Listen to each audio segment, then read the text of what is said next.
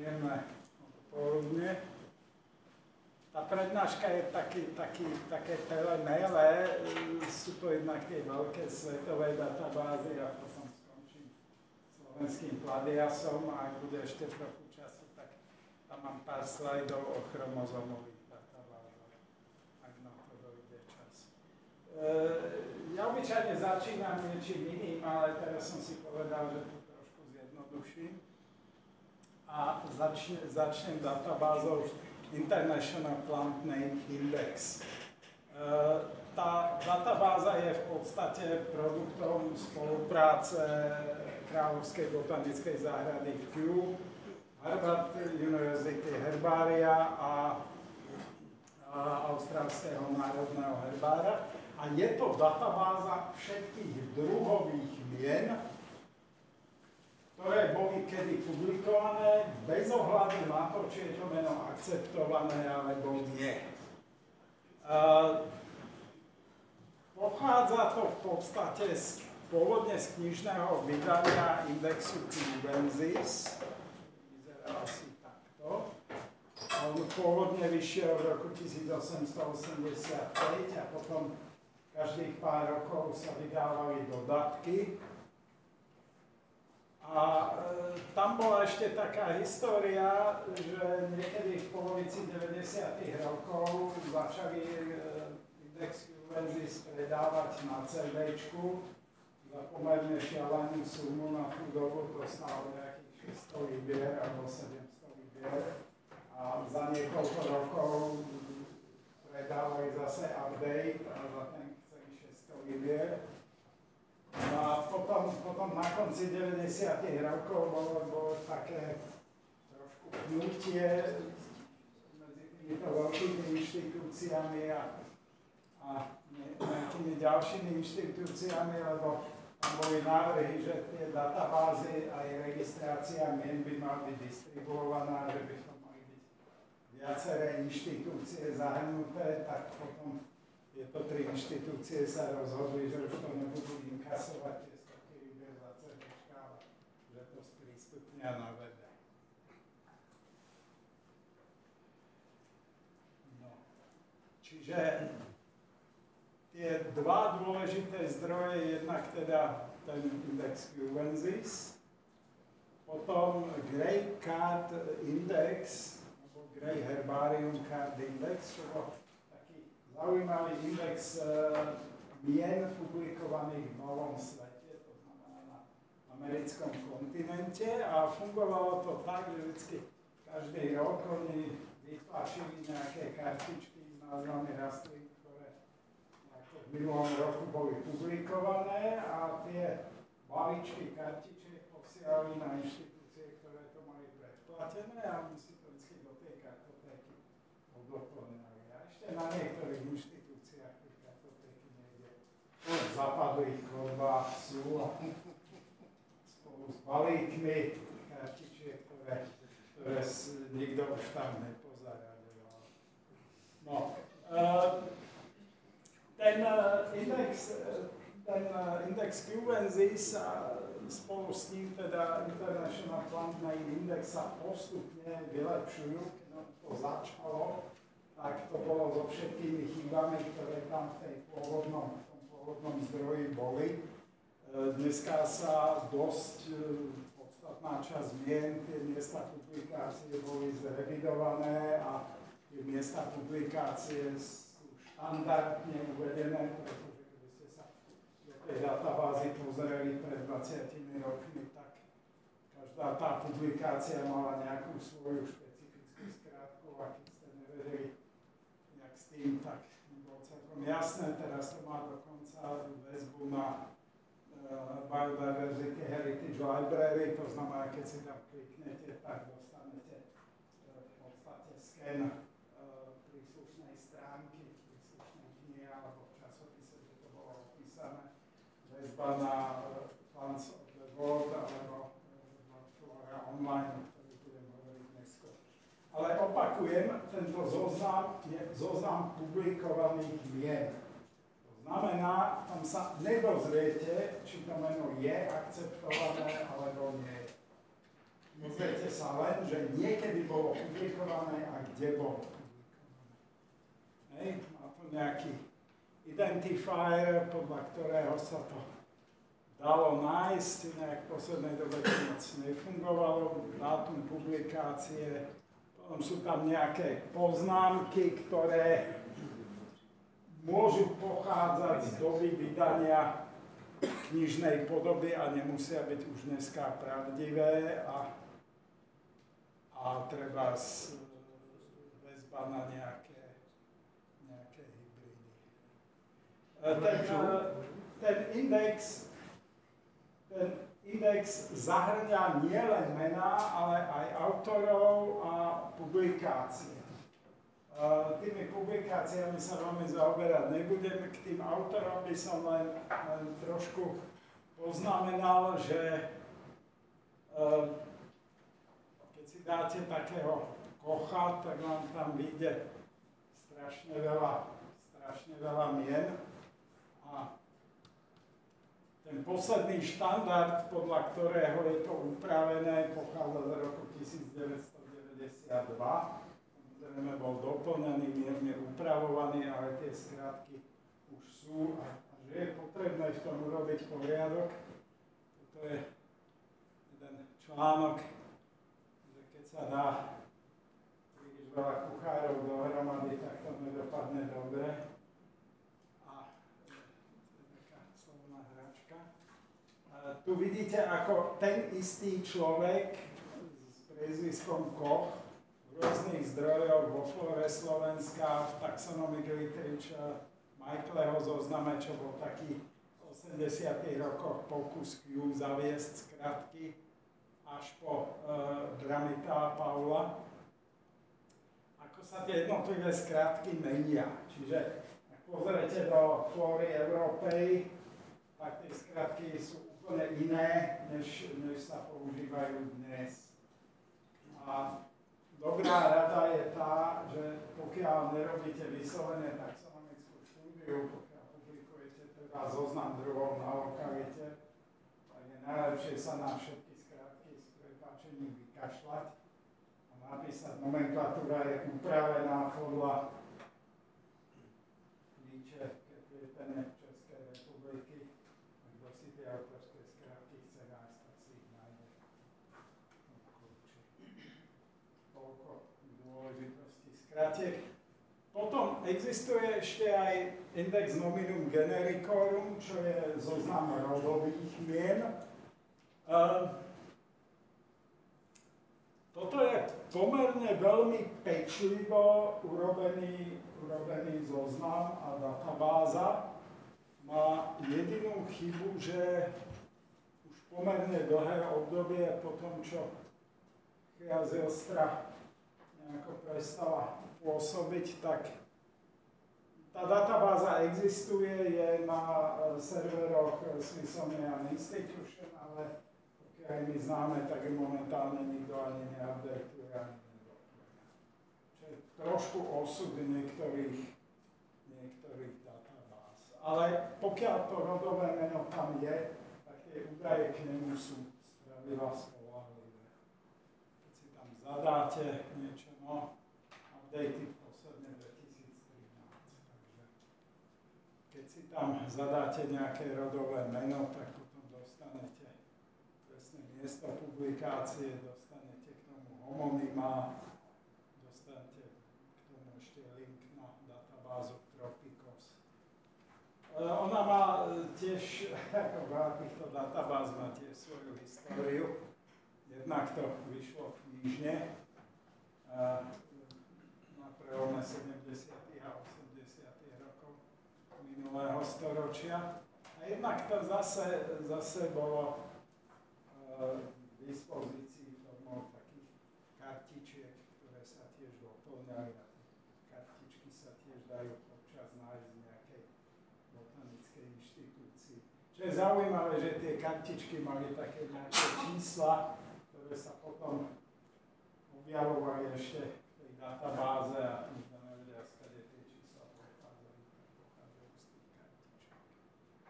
No, to boli databázy v všetkých publikovaných mien. Ak chceme, to čo my spravidla potrebujeme, my potrebujeme vedieť, ktoré meno pre ten taxón, ktorý používame, je akceptované a ktoré mená sú synonymá. Pre Európu existuje zoznam Europlasmed Plant Base,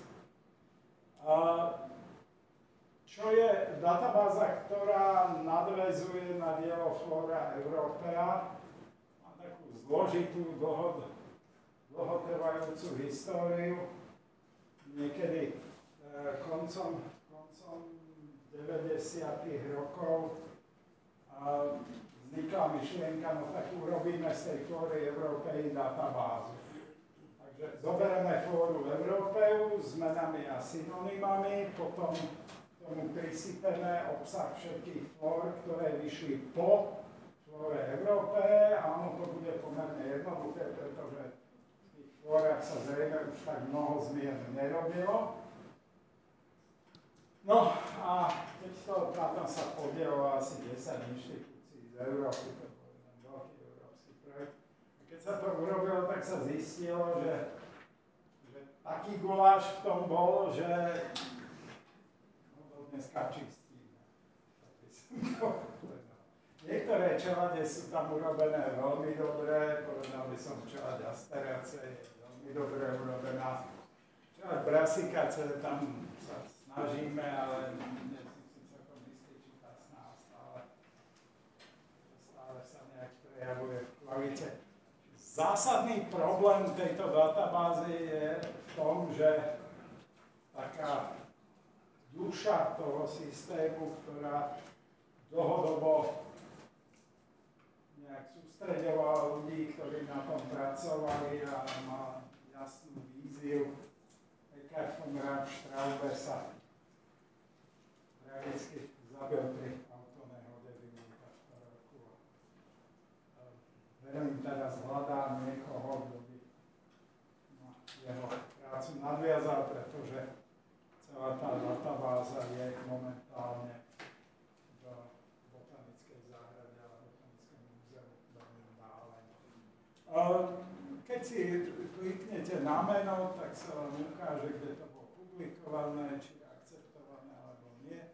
Taxóny, ktoré sú tam zahrnuté, potom tam môžete nájsť prípadne aj nejaké národné mená a nájdete tam prezenciu a absenciu v jednotlivých krajinách Európy.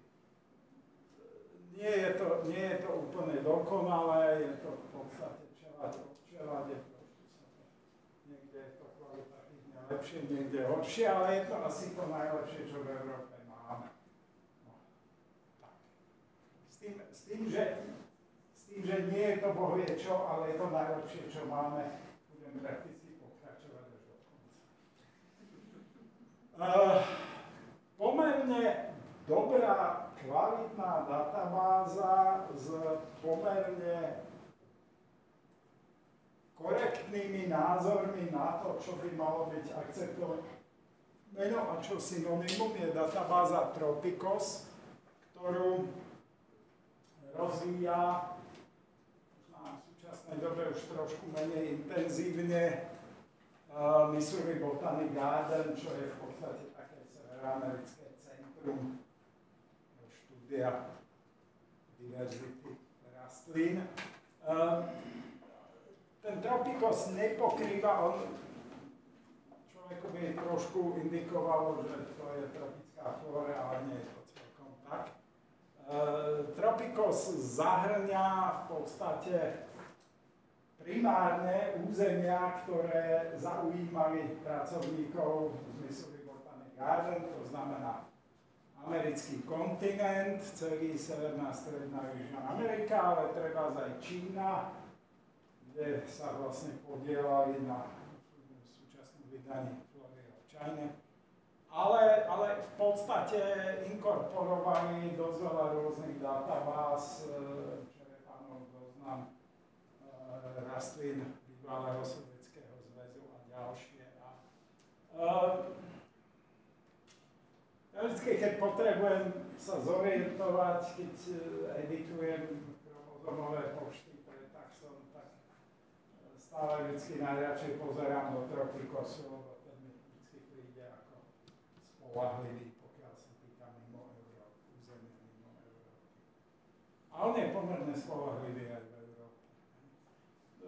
Je to databáza, kde nájdete meno, synonymum, nejaký zoznam literatúry, nejaké chromozomové počty. No, ja som si tu vždy klikal na nejakú znamená. Tie chromozomové počty, k tomu sa ešte vrátim na konci. Akákoľvek databáza chromozomových počtov vám povie, čo si v tom zmysle, že buď k tomu druhu, ktorý vás zaujíma, alebo k druhu, ktorý niekedy bol považovaný za jeho synonymum, alebo k druhu, ktorý vyzerá podobne, alebo možno aj k druhu, ktorý vôbec nevyzerá podobne, boli publikované tieto chromozomové počty. To je asi všetko, čo vám ktorákoľvek veľká databáza chromozomových počtov povie. Len pre ukážku, tuto vyskočili 4 chromozomové počty. Jeden je korektný. Tie 32, 2,72, tie 32 sa vzťahujú k inému taxonu a vieme ku ktorému. A čo je tých 16 chromozómov od Amuru, to naprosto netuším, lebo tam sa žiadny výpoveď sa nevyskytuje. Takže tak. No a je tu aj literatúra a potom je tu také varovanie, že ten taxonomický názor nemusí byť úplne 100% korektný a ak chcete vidieť čosi lepšie, tak choďte na Wordflora online. Nie som si úplne celkom istý, či je to úplne tá najlepšia rada. No. Potom ďalšou takou databázou, ktorá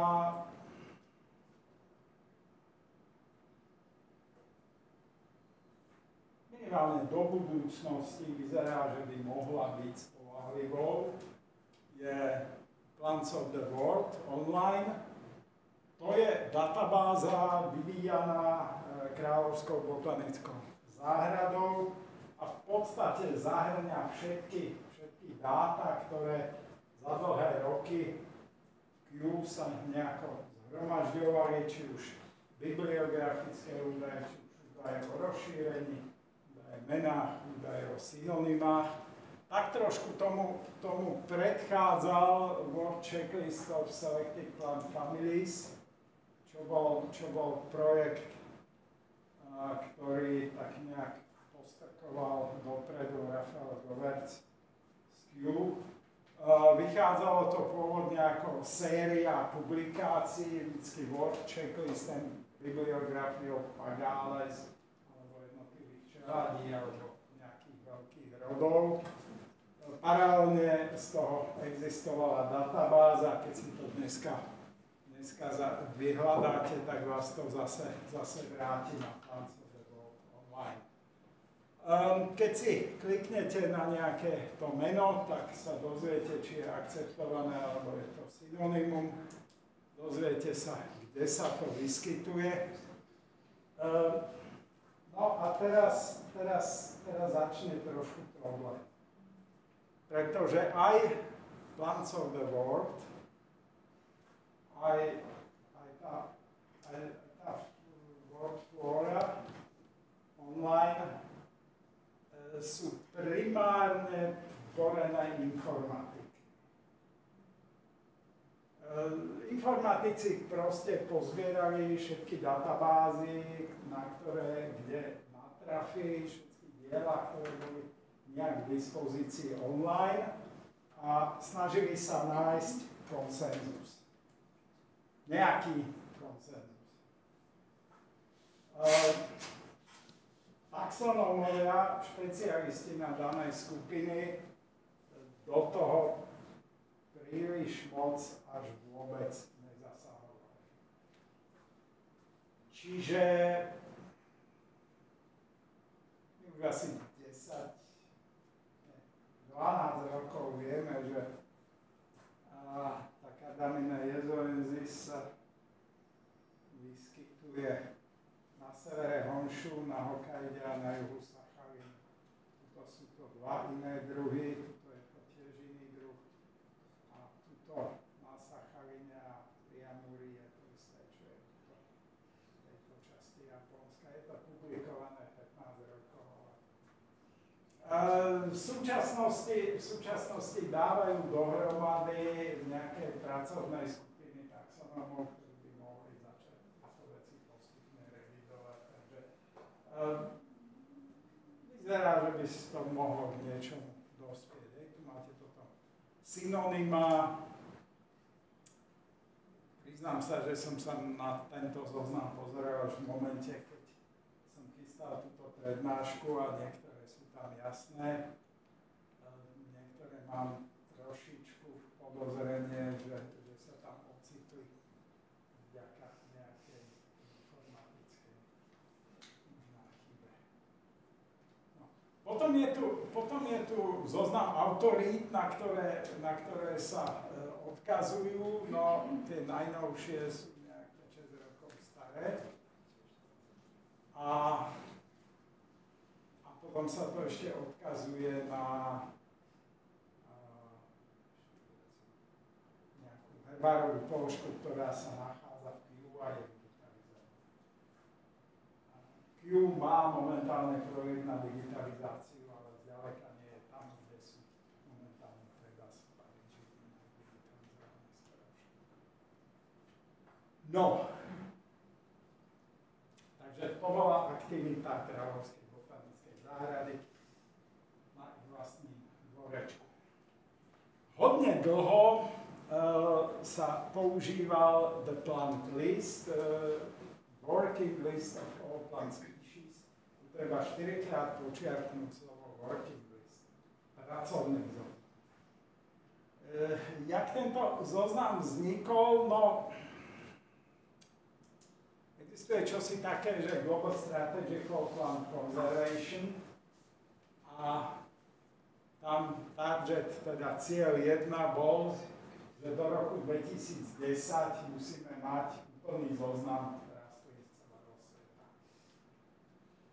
No, tak tie tzv. Veľké svetové inštitúcie robili, čo vedeli a výsledok bol the plant list. Zase je to výsledok práce informatikov, ktorí hľadali konsenzus a nie je to výsledok práce taxonomov. Problém je trošku, že keby to dostali do rúk taxonomové, tak možno to nebude dodnes, ale to je jedno.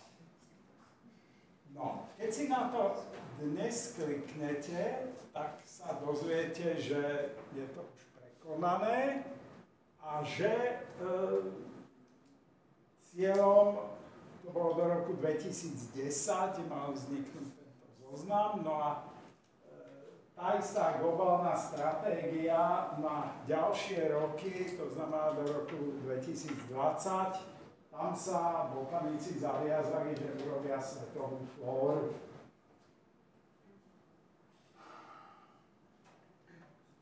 No dobre, máme svetovú flóru, máme tam 1,5 milióna mien, máme tam skoro 400 000 akceptovaných druhových mien, máme tam 164 000 opisov, 410 000 údajov rozšírení, 1,5 milióna bibliografických odkazov. A keď si pozrieme tú Cardaminu jezoensis, samozrejme, keďže na tom spolupracoval Royal Botanic Gardens Kew, tak ono v podstate tá informácia sa do značnej miery často prekrýva. O niektorých druhoch sa dozvieme viac, v tomto prípade máme distribution maps, tá mapu rozšírenia, máme tam synonyma, máme tam bibliografiu. Keď prejdeme na častejší druh, teraz Cardamina hirsuta, tak tam už máme morfologické opisy z flóry Pakistanu, z flóry Mezoamerikány, z flóry Severnej Ameriky.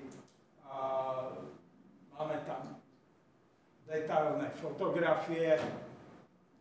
Treba povedať, že sa to značne zlepšuje, pretože tieto fotografie podľa môjho úsudku skutočne patria k tomuto druhu. Keby ste si na tú istú stránku klikli pred 3 rokmi, tak ste tam mali 3 fotky, z ktorých ani jedna nebola taká za mňa rezultát. To znamená, zlepšuje sa to, hej, krok po kroku.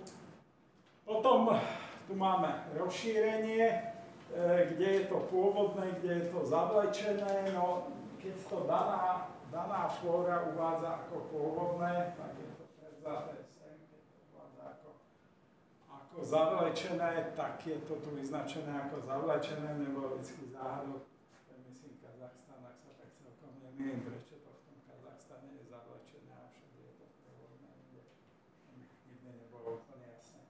A potom je tu detailná bibliografia. Tá bibliografia vo viacerých prípadoch môže byť zaujímavá, pretože Kew hodne dlhé roky excerpovalo aj také časopisy typu Správy Českej botanickej spoločnosti alebo nejakých botanických spolkov z Nemecka a tak ďalej. To znamená, ak chcete poznať nejakú detailnú informáciu, tak to môžete natrafiť na bibliografický zdroj, o ktorom sa nikde nedozviete. No. Takže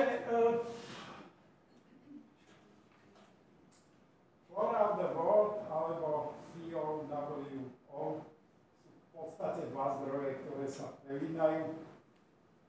Úplne spolahlivé nie sú.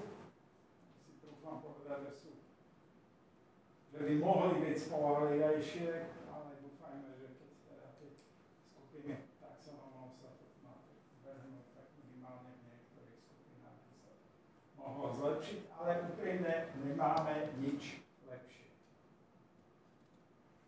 Ja som kedysi počul, že keď pánovi profesorovi Dostálovi vytýkali, že ten kľúče a že to má strašnú spustu chýb, tak raduje sa, že dotyčnému odpovedal, nepamatuj si, pane kolego, ty pak ste napsal niečo lepšího. No. To je asi všetko, čo máme. Správa je, že upravovať podľa toho nomenklatúru rastlín vyskytujúcich sa v Európe nedáva zmysel. Ten Europlasmet, nech má akékoľvek chyby, je kvalitatívne o kus lepší, je konzistentnejší než tieto 2 zdroje, ale budete potrebovať upraviť nomenklatúru niečoho, čo rastie v Južnej Amerike. Možná, že je to celkom dobrý zdroj. No. Potom pred 4 rokmi vznikol tzv. Leipzig Catalog of Vascular Plants. Priznám sa, viem o tom, že existuje, ale nejak som s ním nikdy nepracoval. On je tak trošku komplikovaný tým, že si musíte nainštalovať nejaký ERCový program, aby ste ho mohli používať, ale zase má, ako ERCový program má nejaké viaceré funkcie, že by vám nejaké zoznamy druhov vedel možno aj dať do poriadku. Viem, že keď toto vyšlo, tak medzi ľuďmi, ktorí robia na tej svetovej flóre, vzniklo strašné halo a prečo sa nespojili s nami a prečo robia čosi sami a tak ďalej a tak ďalej.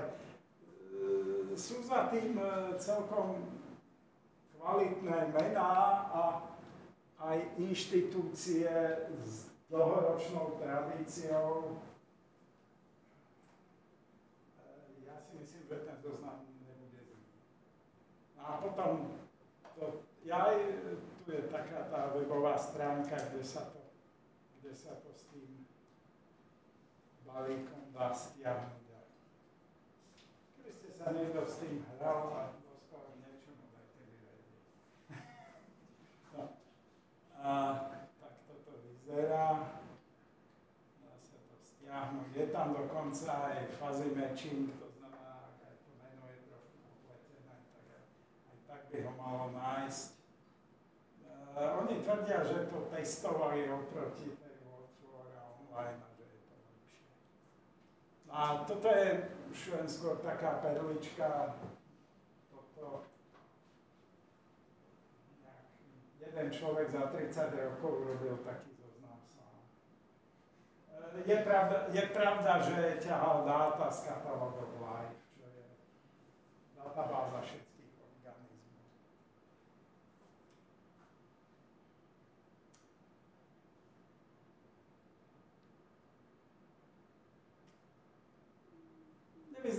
Nevyzerá to úplne márne. Paradox je ten, že to urobí jeden človek, ktorého povolaním je vo fakt.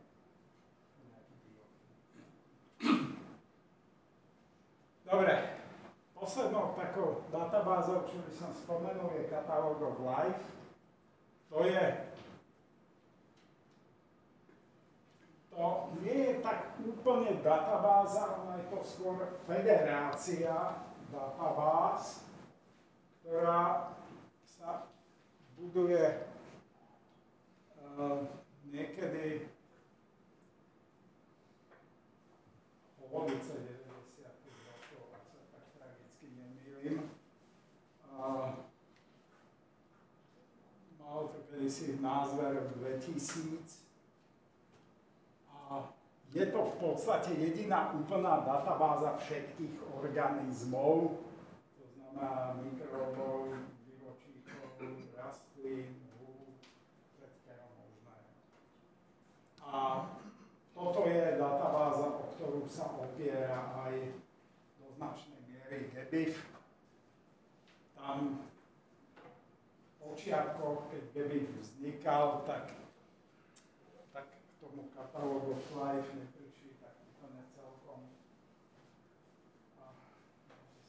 nie tak úplne celkom korektne, ale nakoniec robila nejaká významná dohoda, Catalog of Life dostal subvenciu na svoju ďalšiu existenciu a už sa potom s tým GBIFom skamarátili.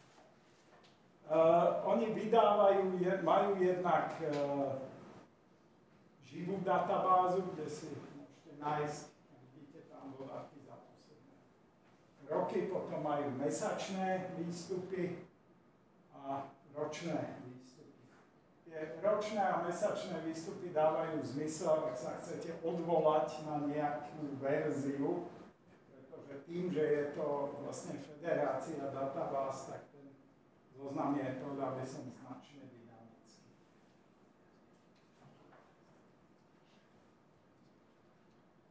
No, viackrát som spomínal GBIF, Global Biodiversity Information Facility. To je jediná celosvetová, ak si odmyslíme aj Naturalist, tak je to jediná celosvetová databáza výskytu organizmov. Global Biodiversity Information Facility, teraz sa priznám, niekedy po roku 2000. Myslím, že 20, to je Dánsku, že? Je to medzivládna organizácia, to znamená, do tejto databázy ako člen vstupuje štát, kde sa nejaké príslušné ministerstvo musí zaviazať, musí podpísať Memorandum of Understanding, Memorandum of porozumení a musí platiť členské poplatky úmerne hrubému národnému produktu.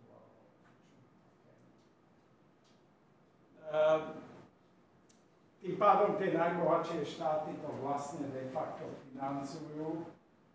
Veľmi výrazne do toho odjakživa prispieva Japonsko, Spojené štáty, ďalšie. Chvíľami niektoré krajiny z toho na chvíľu vypadnú. V danom momente nemusí úplne zodpovedať ich predstavám, potom sa zase spravidla vracajú. Slovensko nejakým divným bolo na dlhé rozprávanie, je stále platiacou krajinou, aj keď pravdu je tu, že nás to stojí teraz asi 8 000 eur ročne, čo pre ministerstvo životného prostredia zase není taká tragédia. Problém slovenskej účasti v GBIF je skôr to, že každá krajina, ktorá je, povedal by som, serióznym členom GBIFu, tak okrem toho, že platí ten členský poplatok, tak platí organizačnú štruktúru,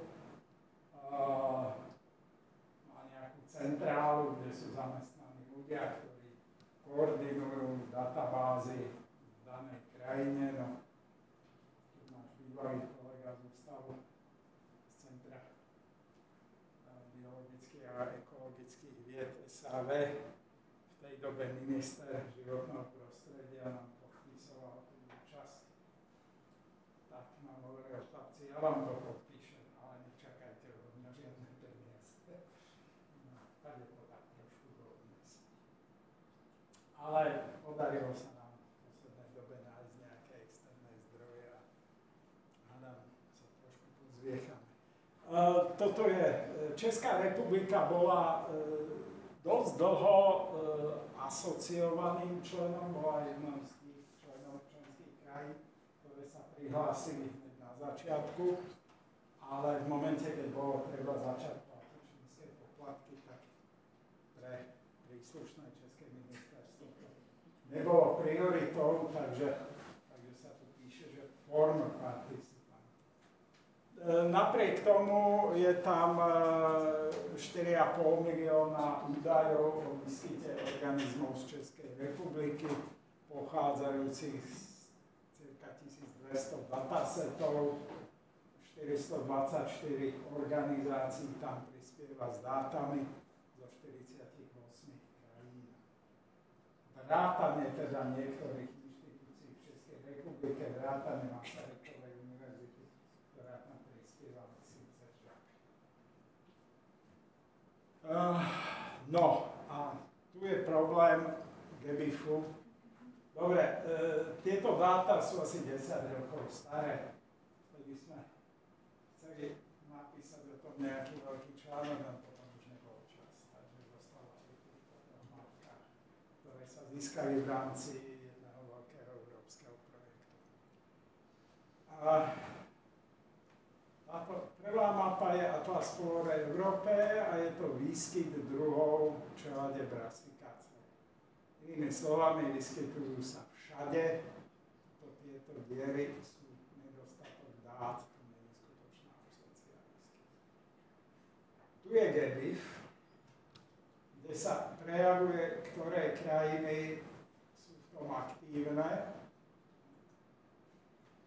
Na západ od nás, niektoré aj na juh, ale to Grécko to trošku metie, pretože tie dáta z väčšej časti pochádzajú z Nemecka. Takto vyzeral teda pred x rokmi European Vegetation Archive.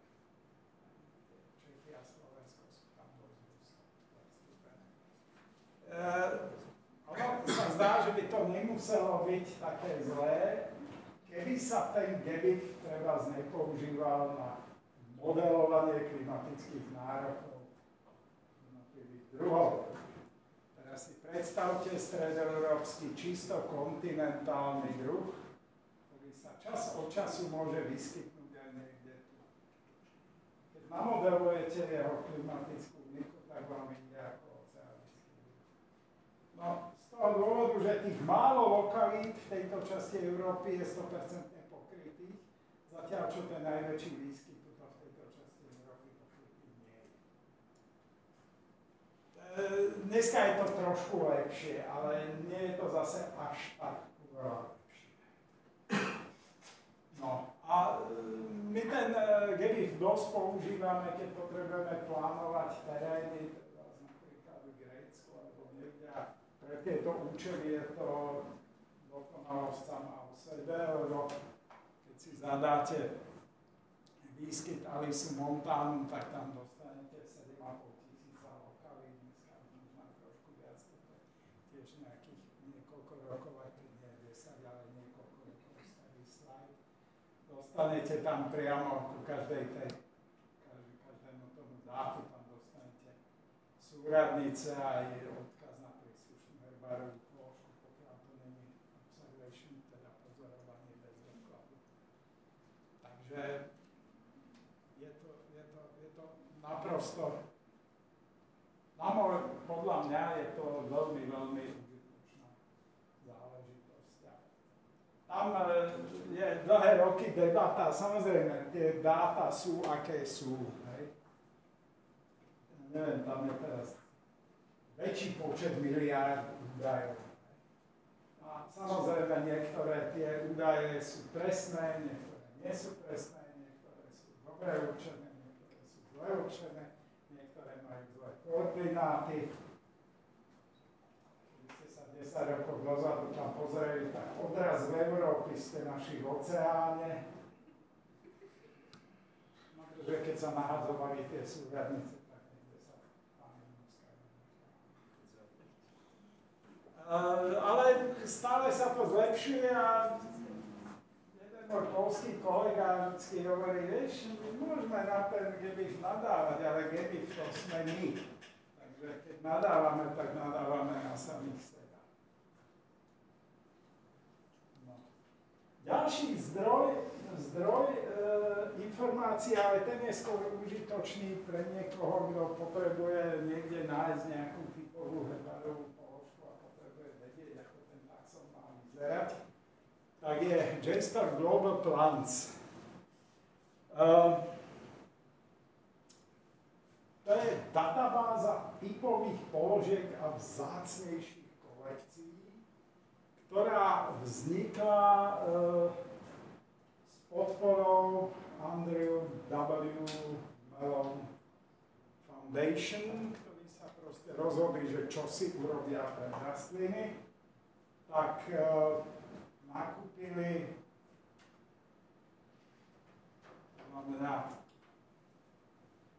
desiatky, ale stovky skenerov, dodali ich do väčších herbárov, zaplatili ľudí, ktorí skenovali a digitalizovali tie položky. A výsledkom je niekoľko miliónov typových, zase asi čísla nepamätám. Na tej tamto určite sa nájde, kým si chceme. Výsledok je databáza s vysoko kvalitnými skenmi. Keď si tam zadáte nejaký druh, tak vám vyhodí všetky možné položky a naozaj, jak keby ste sa na to pozerali,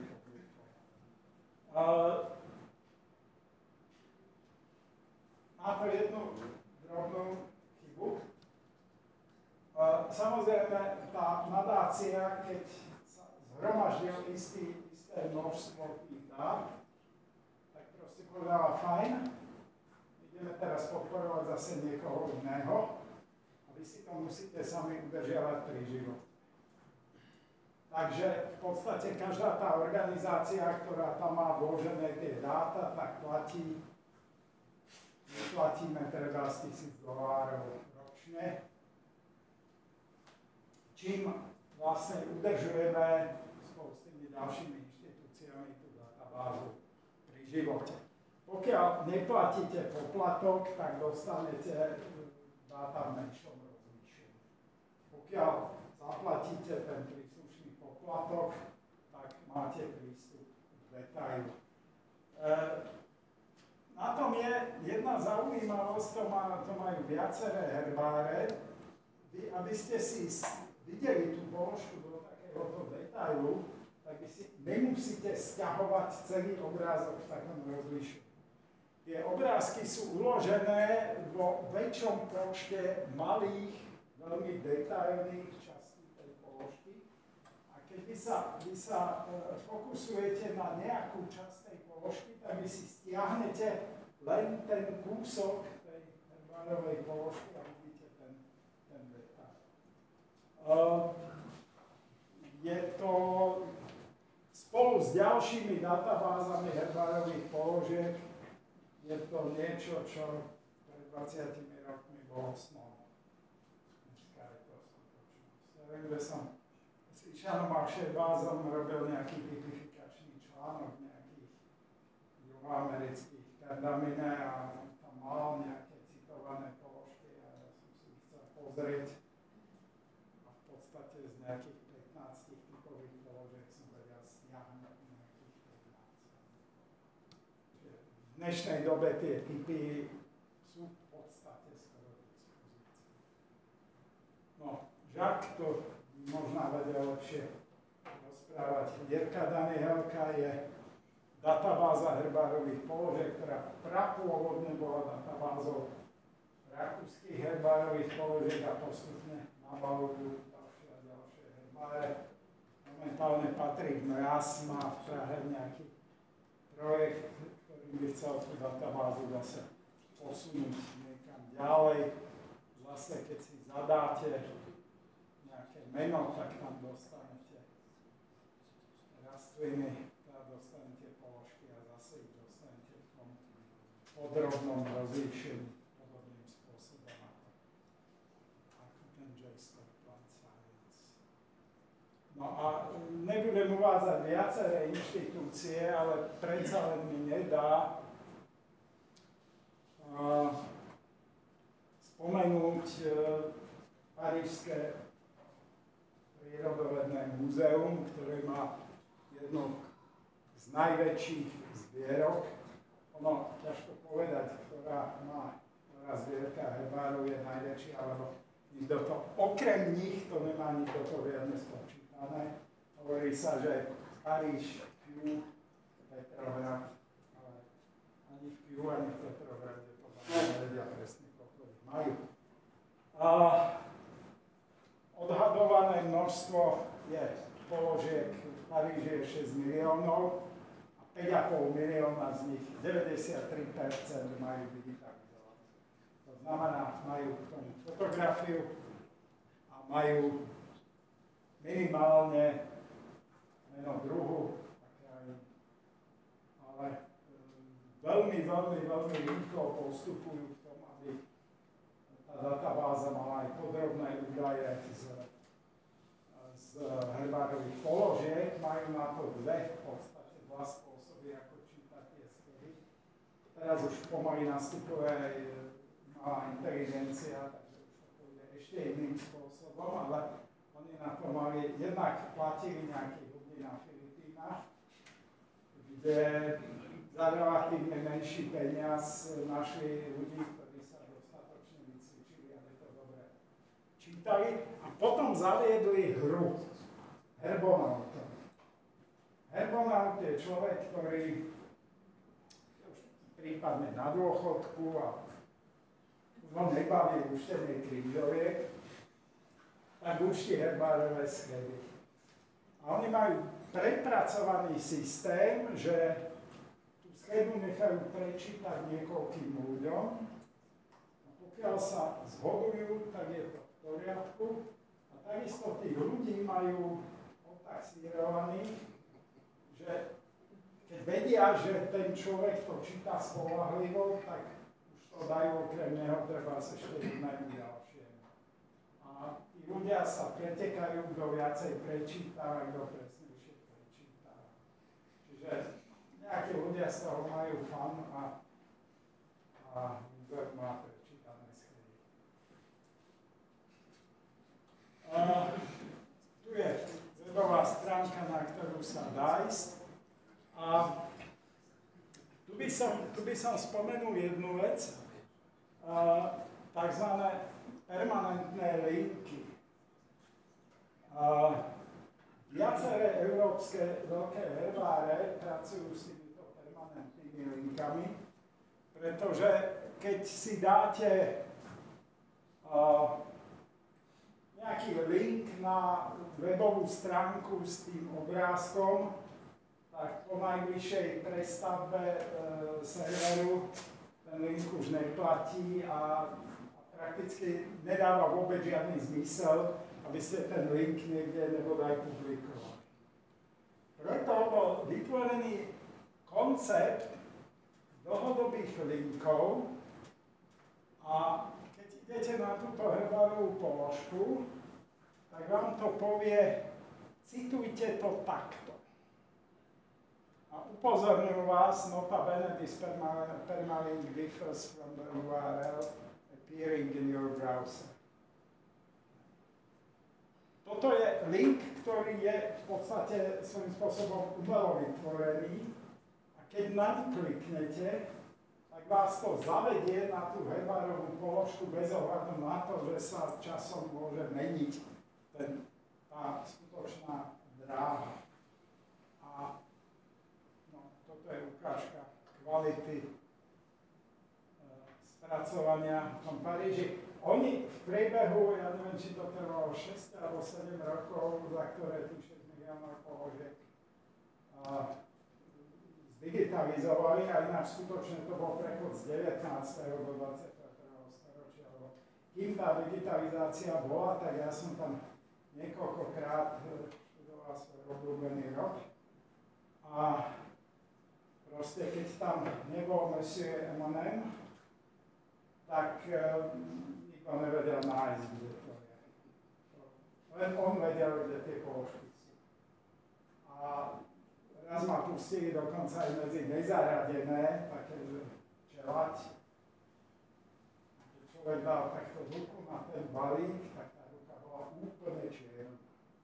Tam boli nevytriedené položky od vojny, ale nie od druhej, ale od prvej. A čo oni urobili? Oni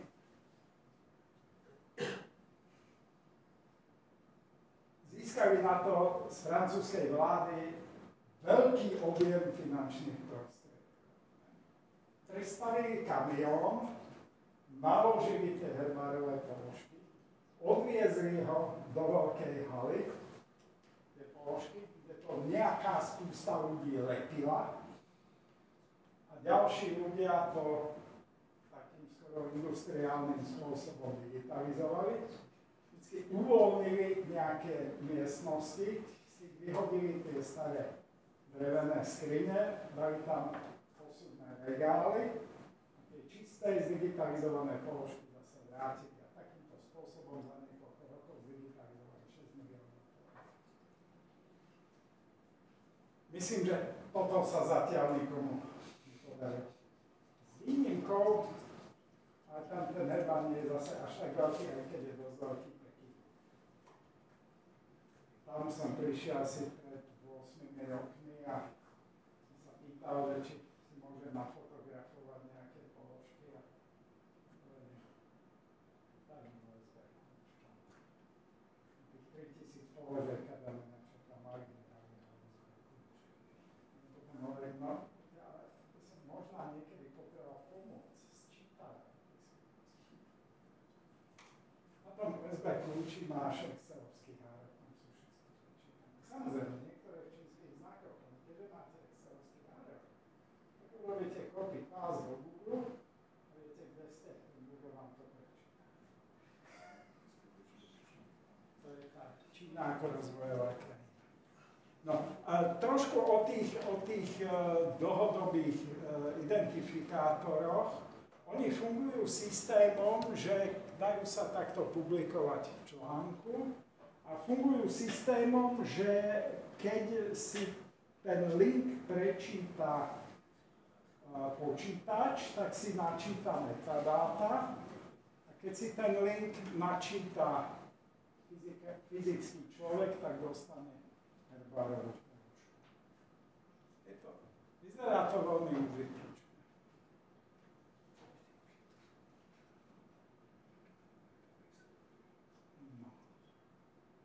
No a teraz by som prešiel na ten slovenský Pladias, ale predtým by som ešte predstavil niečo, čomu zatiaľ nerobíme veľkú reklamu, lebo chceme to spustiť definitívne v momente, keď sa bude publikovať slovenský určovací kľúč, čo už je v štádiu, kde je rukopis ukončený a vkladajú sa odraz. Ale ten zoznam už existuje a keď si kliknete na Slovplan list.sk, tak ho dostanete. Máte tam mená, synonyma, máte tam, či je to pôvodné alebo zavlačené, status ohrozenosti podľa súčasného zoznamu, slovenský názov. Tie slovenské názvy tam budú v reformovanom slovenskom názvoslovi.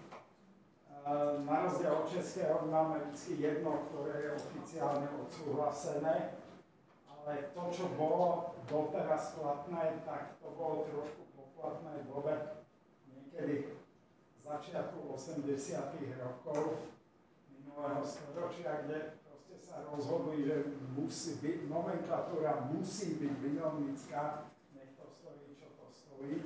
Takže z pastierskej kapsičky obyčajnej, kapsula pastoris, všimnite si aj v tej latinčine, je to vlastne trinom, urobili kapsičku pastiersku a z myšieho chvostu obyčajného urobili myšo chvost. To by sa ešte dalo zniesť, ale čo bolo horšie, tam, kde sa jeden rod, ktorý mal ako horec, mal známe meno Gencián, rozsekal sa na malé rody, tak oni vyrobili pre každý malý rod slovenský rodový názov. Mali sme horčeky, pahorcovničky, horcovničky.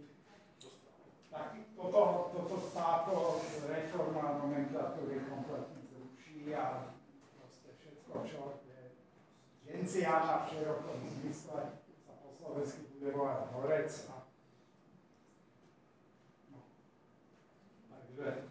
Ale ja ho uvádzam preto, že ten slovenský plagiac v podstate preberá už túto novú nomenklatúru. No, slovenský plagiac, on je to český plagiac a myšlienka sa zrodila, keď tento jeden mladý muž raz robil prednášku v Bratislave a my sme tak zo závisťou pozerali, jak ten náš český plagiac funguje.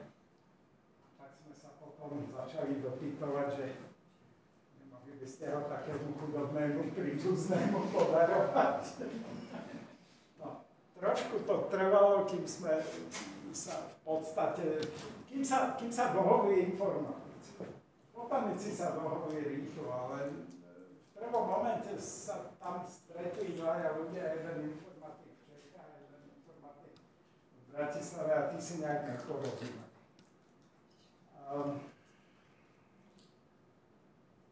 Proste ten informatik v Čechách čakal, že budeme mať jeden balík peňazí a my si povedali, ten balík peňazí nemáme, ale zase, čo bude potrebné, to zaplatíme z nejakých zdrojov. Človek nejak na tom veľmi znervoznel a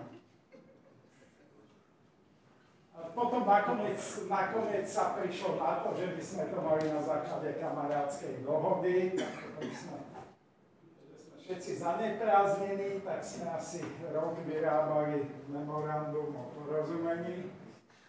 Ale nakoniec sa to podarilo a potom sa podarilo získať teda vďaka riaditeľovi Botanického ústavu v Prahe. On tam poveril jedného mladého muža, ktorý na rozdiel od toho predošlého je veľmi ústretový a vynikajúco sa s ním pracuje a pohli sme sa dopredu. No a aby sme sa mohli pohnúť ešte viacej dopredu, tak to sa zase zaslúžil istý mladý muž menom Michal Torma, ktorý vyštudoval botaniku a ochranu prírody na Žilinskej univerzite na Ústave vysokohorskej ekológie v Javorine. Keďže oni mali spoločný master program s Oslom, tak on nakoniec zostal v Norsku a vedie norský úzol Gebifu. Alebo tam nejak pracuje v nejakej významnejšej pozícii. Potom som nikdy nepatral. A ten prišiel s tým, prosím ťa, jak toto na tom Slovensku vyzerá, že vy ste členskou krajinou Gebifu a máte tam 100 000 údajov, ktoré tam máte už 10 rokov. Som tak nejak hovoril, že u nás ten Gebif na Slovensku, to je tak, že to je taká moja privátna iniciatíva. No a on potom prišiel, ale keby sme napísali nejaký projekt, tak mohli by sme dostať nejakých 20 000 eur z Gebifu. Tak sme spolu s umelou inteligenciou napísali projekt. Projekt sme dostali. Výsledkom je, že máme nainštalovaný plagias, je to v podstate klon českého plagiasu, to znamená, dohoda je taká, že kedykoľvek sa urobí nejaký improvement softvéru v Čechách, tak sa prejaví aj u nás, je to čosi podobné, alebo možno ešte tesnejšie prepojené ako Dalibor s Plagiasom. No a za tie peniaze, čo sme dostali z Osla, sme to nainštalovali, pripojili na GDIF a preklopili tam celý turbovek aj s kontrolou mien, s kontrolou súradníc, takže zhoda s taxonomic backbone, teda s taxonomickým zoznamom GDIFu je takmer 100%, nejaké 3-4 mená, kde sme si vypostavili hlavu, ale v zozname nemajú. Takže tak, no, stále je to under construction, je tam momentálne 900 000, viac než 900 000 údajov z toho GDIFu, to znamená 1/10 toho, čo je v Českom Plagiase. Takže máme ešte čo robiť. No, len tak na vysvetlenie, ak sme to urobili, samozrejme najčastejší prispievateľia boli tí klasickí geobotanici. Niektorí moderní geobotanici dáta do turbového nedávajú, lebo sa boja, že im ich ukradnú. Si myslím svoje. Zoznam taxónov je na základe tej malo pripravovanej malej teórie Slovenska a tam liste, čiže tam bude garantovaná kompatibilita 100%. Z tej slovenského turbovegu sme dostali zoznam 4700 taxónov, ktoré sa objavili aspoň v jednom zápise. Z toho sa odfiltrovalo 1747 taxónov, 1200 to boli machilby, lišajníci, 305 bolo určené na úrovni rodu, 202 bolo na úrovni agregátu, ale s tým chceme ďalej pracovať. A zostalo 2959 taxónov cievnatých rastlín, ktoré sme sa snažili priradiť a jednoznačne sa nám podarilo priradiť 2741. Tam zostalo ešte 218 zmien, na ktorých budeme ďalej pracovať, ale tie sme do toho nedali. Dostali sme 42 000 lokalít, zápisov, z týchto sa odfiltrovalo 2390, buď to boli zahraničné, alebo popis lokality bolo všeobecný. 1483 je georeferencovateľných, ale ešte nie georeferencovaných. S tými tiež budeme ďalej pracovať.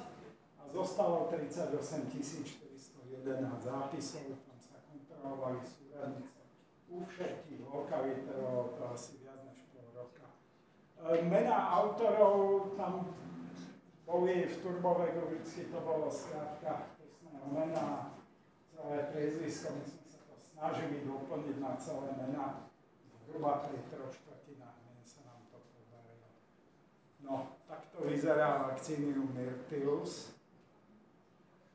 A myslím, že to pokrytie možno aj zhruba zodpovedá tomu výskytu. Samozrejme, zatiaľ nič z toho není revidované, ale Slovensko má v GDIFe celkovo 1 800 000 výskytov z 840 datasetov zo 42 krajín, 329 publisherov a z toho 908 000 pochádza z slovenskej verzie Plagiasu, 99,9% sa menom zhoduje, 100% majú koordináty. Takto to vyzerá to Vaccinium myrtillus, keď sa na to pozriete ako bodovú mapu. No. A teraz čo? Hľadáme spolupracovníkov. Potrebujeme ľudí, ktorí sa trošku vyznajú v nejakom druhu, v nejakom rode, v nejakom agregáte, ktorí by buď prispeli dátami, alebo aspoň existujúce dáta revidovali. Oslovujeme mladších geobotanikov, ktorí sa boja poskytnúť zápisy do turbovegu, ale sú nám ochotní z nich vytiahnuť výskyt jednotlivých druhov.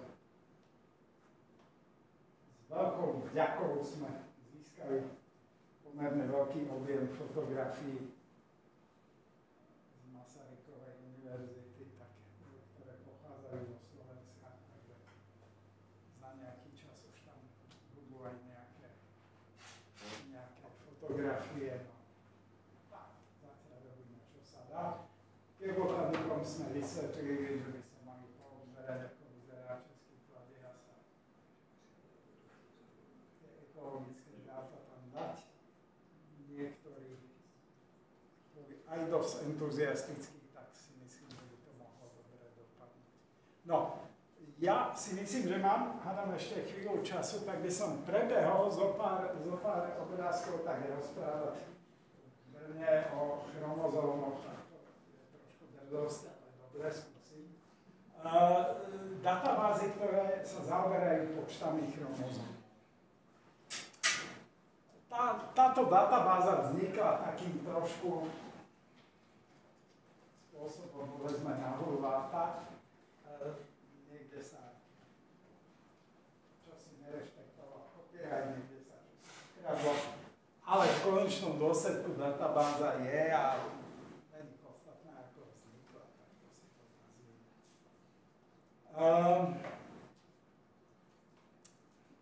Ona mala svoju webovú stránku, potom došlo k udalostiam v Izraeli, mali problémy s bezpečnosťou serverov, tak nejakých pár mesiacov tá databáza bola úplne neprístupná. Teraz funguje na úplne novej adrese. Nie je mi jasné, kde ten server je, ale je to podstatné. Podstatné je, že funguje. Čiže ja mám trošku problém, že stále funguje na The Plant liste, čo je ten pracovný zoznam, ktorý sa za posledných 11 rokov už neupdateuje. To asi nie je úplne dokonalé, ale budíš.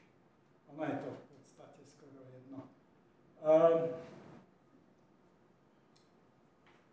Ten The Plant list narábal s tými menami trošku tak, jak to tí informatici dali dohromady, tak to bolo. Takže nemusí sa nám úplne páčiť tá klasifikácia, ale je. A keďže oni dali dohromady v podstate všetku publikovanú, všetky tie veľké atlasy chromozómov a z nejakých databáz si vypýtali a dostali súhlas z nejakých databáz, proste nasadili robota a v podstate databázu vykradli, či teda uviedli do stavu nie úplne priateľských vzťahov viaceré európske databázy, ale budiš. A sme si to s pánom profesorom Mejrovým teraz vyprávali. No, čo je dôležité, nie sú tam asi úplne všetky údaje, ale taká databáza asi ani v princípe nemôže existovať.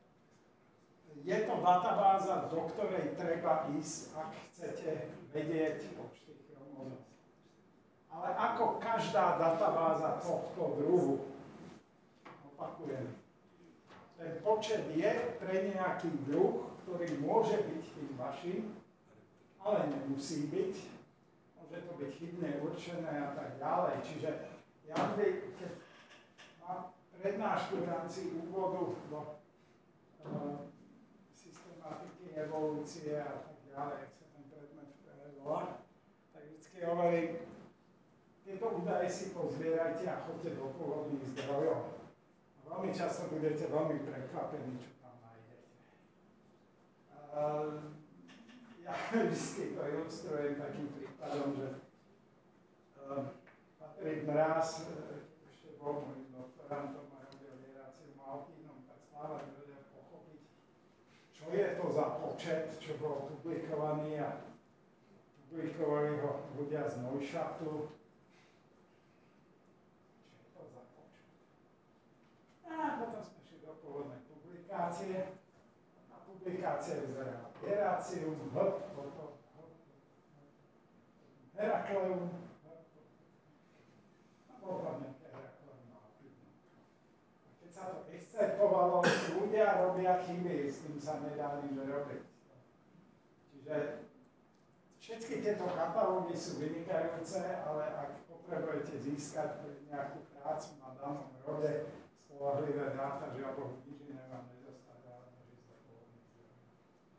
A hovorím, budete často prekvapení, čo tam nájdete. No. Toto je taký nejaký predchodca toho izraelského zoznamu, je to súčasť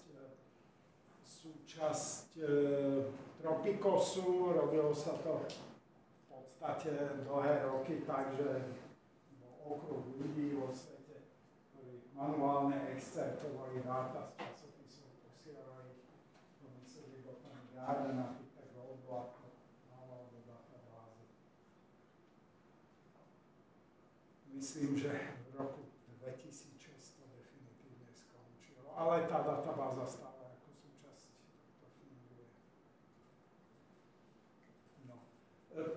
Potom sú národné databázy, ktoré sú na trošku inom princípe, kde sa tí ľudia snažia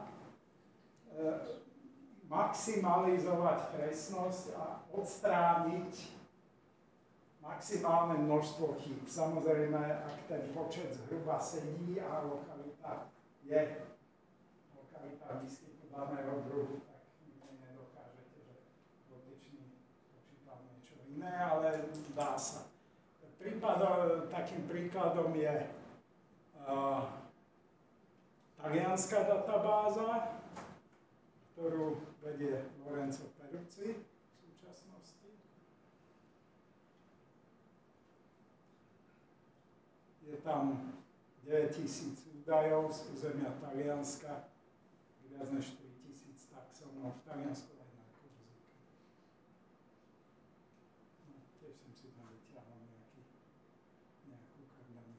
No a podobne, ale musím povedať, že my sme sa, keď sme robili tú slovenskú databázu, tak sme sa silne inšpirovali rakúskym zoznamom, ktorý až žiaľ není k dispozícii ako databáza.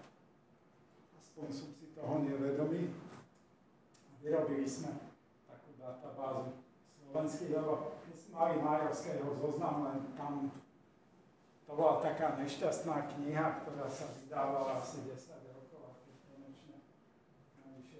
štátne orgány na to povolili nejaký papier, tak medzičasom sa tá kniha na stroji prepisovala do asi 5.